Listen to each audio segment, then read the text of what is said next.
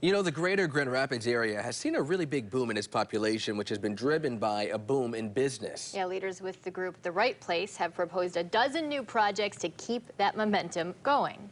They call their ideas transformational projects that could create opportunities for minorities who own a business. These are people who haven't been able to take advantage of these kinds of opportunities in the past. Andy Belaskevitz from MiBiz joining us now live with all of this information. Good morning, Andy, first of all.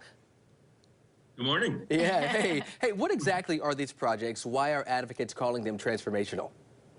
Yeah, so, one way of looking at these projects are, they're sort of an aspirational list.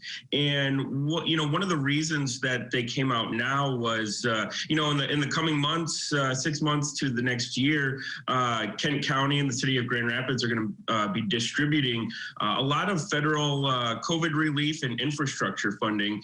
And, a portion of that is really intended for some economic development type projects, so some big one-time investments. And so, part of putting this list together was getting these projects out there, getting the attention of state lawmakers to really prioritize these investments.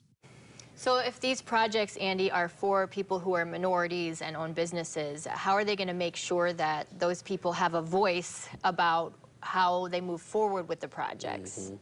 Right. Yeah, Teresa, it's kind of twofold. One is ensuring that the community is involved in providing the public input on where they would like to see projects.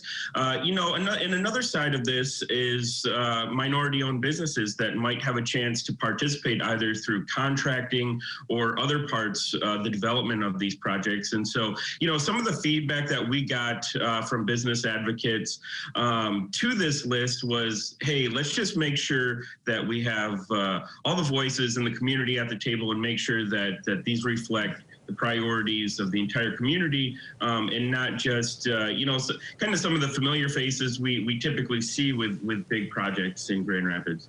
Okay, Andy, looking forward to see how all of this comes to fruition in the coming months and years, but I really appreciate you joining us this morning. Always good to see you. You too. Thank you. All righty.